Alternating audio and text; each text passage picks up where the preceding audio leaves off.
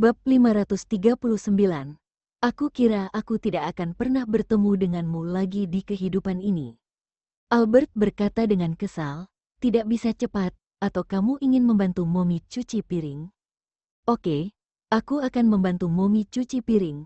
Mommy cepat pergi buka pintu. Dea setuju tanpa ragu, meskipun dia masih harus membutuhkan orang untuk membantunya menyikat gigi. Sarapan mereka tidak banyak, jadi peralatan makan dan lainnya juga tidak banyak. Jadi Albert menyelesaikannya dengan cepat, meletakkan piring dan sumpit yang sudah dicuci di lemari, berbalik dan keluar dari dapur, kemudian pergi untuk membuka pintu. Dea ikut di belakangnya.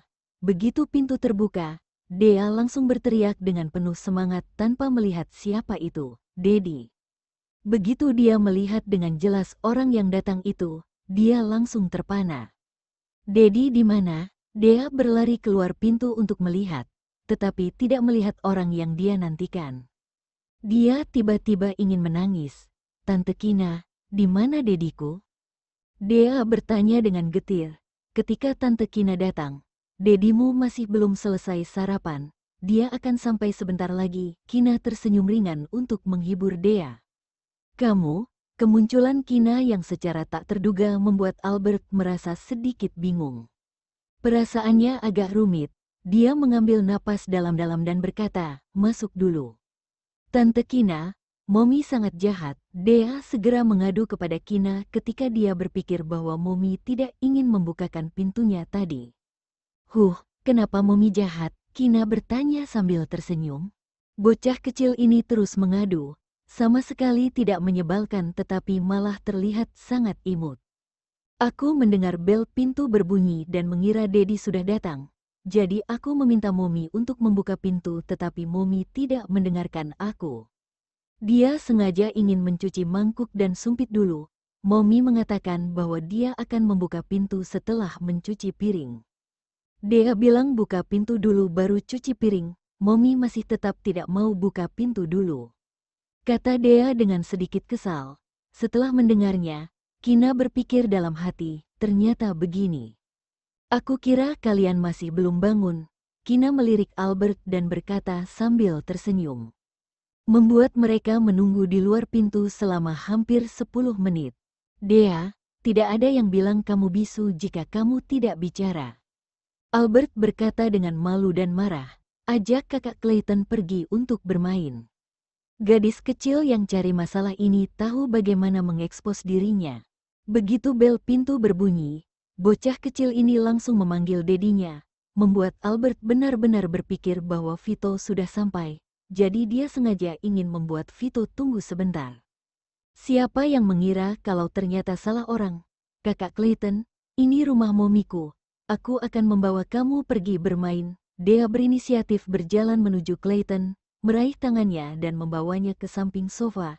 Kakak Clayton, aku kasih tahu ya, di dalam TV menyebutkan bahwa wanita jahat adalah harimau betina. Momiku adalah harimau betina, sangat galak. Dea, kalau kamu menyebut dua kata, harimau betina, lagi, percaya atau tidak, aku akan memukul pantat kamu sampai merah. Albert berjalan kemari dan berkata dengan marah. Dea bahkan tidak menghormati Albert. Albert benar-benar tidak tahu dari TV mana putrinya belajar dua kata, harimau betina. Jika Albert tahu, dia pasti akan memblokir stasiun TV itu sepanjang hidupnya.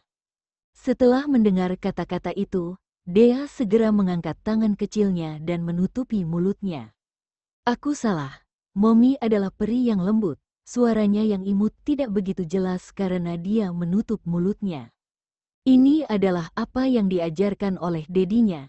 Jika dia memanggil Mommy harimau betina, Mommy pasti akan marah. Kemudian Dedi mengajarinya, jika dia memuji Mommy sebagai peri yang lembut, Mommy tidak akan marah. Albert seketika tidak bisa menahan diri dan tersenyum. Bocah kecil ini sudah bisa memuji orang dan memperhatikan ekspresi orang. Pada saat ini, Kina memeluk Albert dan berkata dengan tersedak, Albert, mengapa kamu tidak memberitahuku kamu sudah pulang? Jika bukan karena pamanku, aku tidak akan tahu kamu sudah pulang. Aku akan berbicara dengan Kina di kamar sebentar. Albert berbalik dan melihat Ezra yang berdiri di samping dengan wajah dingin. Rasanya sudah lebih dari 4 tahun mereka tidak bertemu dan pria ini menjadi lebih dingin daripada 4 tahun yang lalu. Tentang pengalaman Kina yang lebih dari 4 tahun lalu dan kepergiannya, ayah Kina dan ibu Kina juga sudah memberitahu Albert ketika mereka mengunjunginya sebelumnya. Saat itu, ibu Kina masih memegang tangan Albert dan menangis, mengatakan bahwa di masa depan, ibu Kina hanya memiliki satu anak perempuan dan sebagainya. Saat Albert mengetahui bahwa Kina sudah mati, dia hampir gila. Alasan mengapa Albert pergi diam-diam tahun itu adalah karena dia tidak ingin Lucinta memiliki kesempatan lain dan menangkapnya untuk mengancam Kina.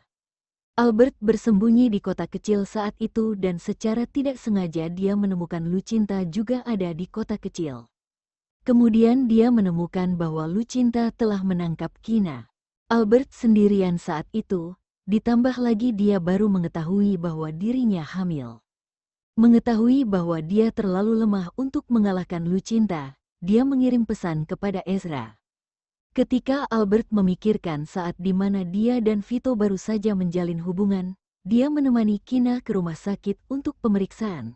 Tetapi Vito tidak menyangka dia hamil, memaksanya pergi ke rumah sakit untuk mengaborsi anak itu. Albert tidak peduli siapa ayah anak itu saat itu, tetapi sangat ingin mempertahankan anak itu. Bagaimanapun, anak ini adalah satu-satunya anggota keluarganya. Albert telah mendambakan keluarga yang hangat dan bahagia sejak dia masih kecil. Setelah pulang, Albert takut seseorang mungkin mengenali tulisan tangannya dan bahkan lebih takut Vito akan menemukan jejaknya dan kemudian mengetahui bahwa dia hamil. Jadi dia langsung meninggalkan kota kecil itu dan pergi ke Amerika. Saat itu, dia juga tidak berani menghubungi Kina untuk menghindari bahaya.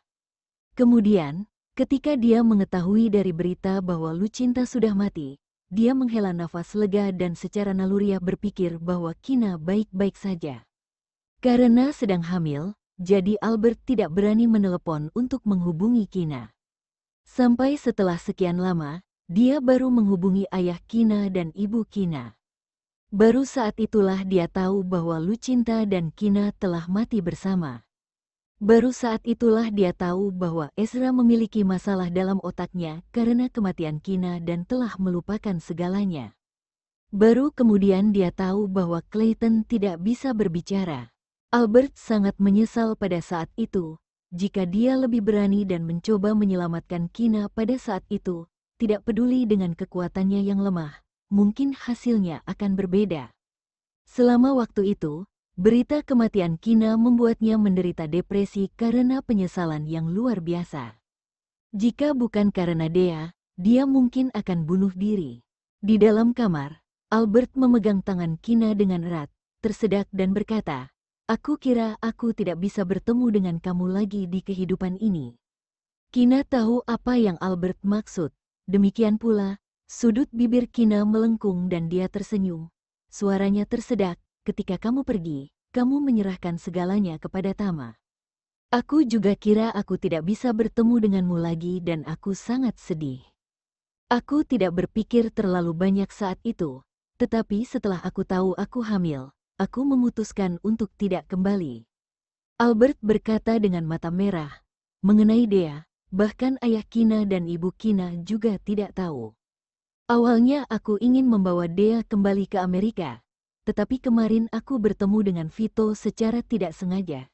Dia tahu bahwa aku adalah Mommy Dea, jadi dengan cepat dia juga tahu bahwa Dea adalah putrinya. Tetapi dia mengambil inisiatif untuk memberi aku hak asuh Dea, dengan syarat aku harus tinggal di kota Leicester, tanpa menyembunyikan apapun. Albert memberitahu Kina apa yang dia bicarakan dengan Vito tadi malam. Bab 540. Bagaimana perasaan kamu terhadap Vito? Saat sarapan, Kina juga mendengar kata-kata Vito yang sangat tegas itu. Kina ingin memberitahu Albert, tetapi setelah memikirkannya, dia menahan diri. Selama 4 tahun dia pergi, dia tidak tahu seperti apa kehidupan Vito. Dari pengamatannya, kehidupan pribadi Vito sangat bagus dalam beberapa tahun terakhir. Berfokus pada karirnya dan sama sekali tidak ada skandal. Kecuali paksaan pernikahan yang dilakukan oleh kakeknya, Vito sengaja membuat skandal dengan selebritas pria itu. Dapat dilihat bahwa Dea sangat menyukai dedinya. Vito juga sangat menyayangi Dea, seolah-olah bersedia memberikan Dea seluruh hatinya. Kina tidak ingin Vito terus mendekati Albert seperti dulu. Bagaimanapun juga, Vito adalah pria yang tidak baik saat itu.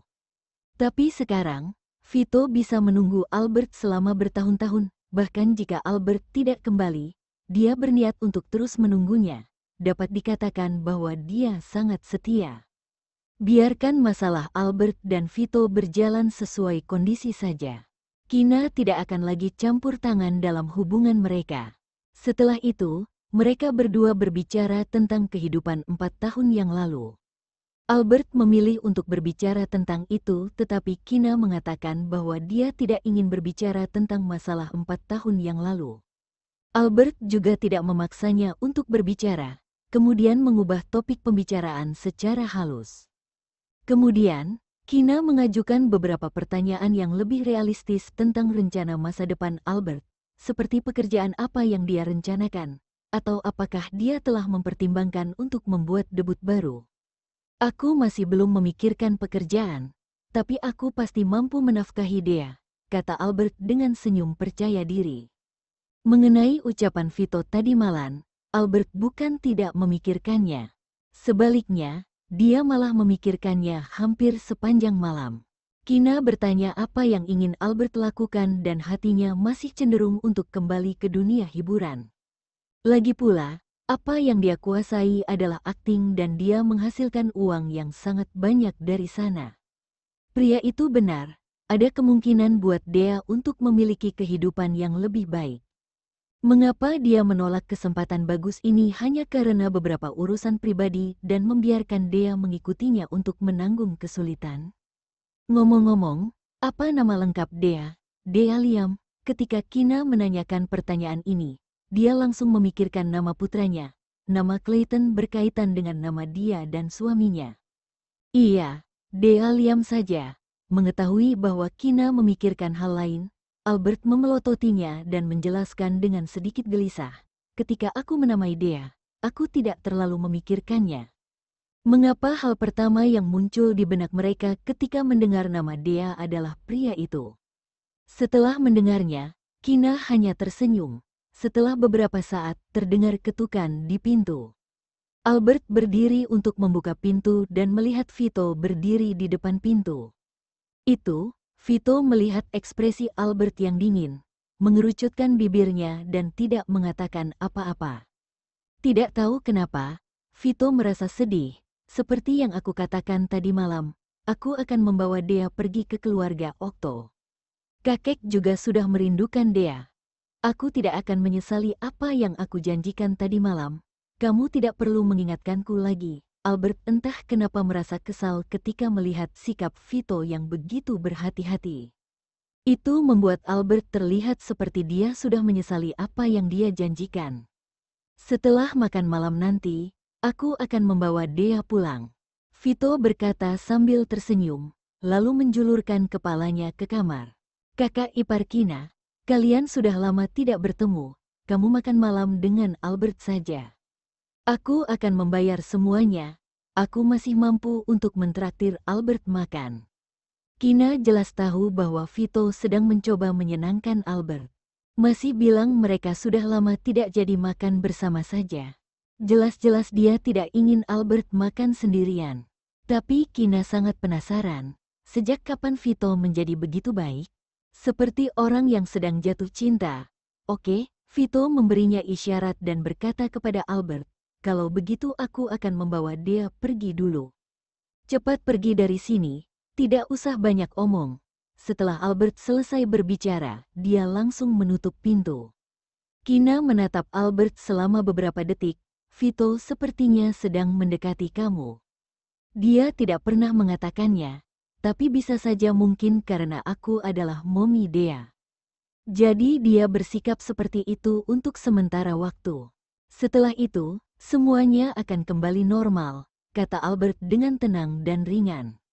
Semakin perhatian pria itu, Albert semakin merasa dia tidak bisa mendeskripsikan perasaan itu. Saat ini, Albert tidak ada perasaan ingin menghindari Vito, tetapi juga tidak merasa senang ataupun menaruh harapan. Bagaimana denganmu? Bagaimana menurutmu? Kina bertanya.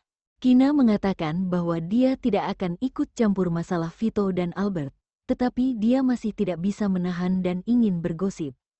Apanya menurutku? Albert mengangkat alisnya, tidak yakin apa yang Kina tanyakan. Bagaimana perasaanmu terhadap Vito? Kina bertanya dengan jelas. Aku tidak ada perasaan ingin menghindarinya, tetapi juga tidak ada yang perasaan istimewa. Menurutku, dia hanya Dedi Dea. Karena itu adalah Kina, teman baiknya, jadi Albert merasa tidak ada yang harus dirahasiakan. Dia dengan jujur mengutarakan pikirannya. Lalu bagaimana kalau Vito bilang dia ingin mengejarmu? Kina terus bertanya. Aku tidak ingin berpacaran untuk saat ini. Aku ingin berfokus pada pekerjaan terlebih dahulu. Kemudian baru lihat apakah aku ingin mencari seseorang untuk menikah atau tidak. Dia menjawab dengan sangat bijaksana. Keluarga Okto karena sudah tahu bahwa Dea adalah garis keturunan keluarga Okto. Terutama keluarga Okto akhirnya memiliki seorang anak perempuan. Semua orang di keluarga Okto lebih antusias dan menyayangi Dea daripada sebelumnya. Dan mereka semua sepenuhnya memperlakukan Dea sebagai seorang putri kecil. Vito memerintahkan semua pelayan untuk memanggil Dea, Nona kecil. Sementara kakek Okto menyayangi Dea, dia juga tidak mengabaikan Clayton, memperlakukan kedua bocah kecil itu secara setara. Akibatnya, Clayton tidak terlalu senang, dia ingin kakek Okto menyayangi adik Dea lebih banyak. Karena dia tahu bahwa ketika adik Dea berada di Amerika, adik Dea tidak bisa bersenang-senang.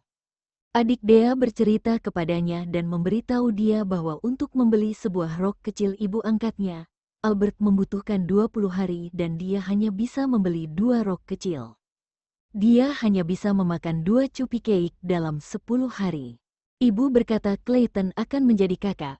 Adik Dea adalah putri dari paman ketiga. Jadi Dea adalah adik perempuannya.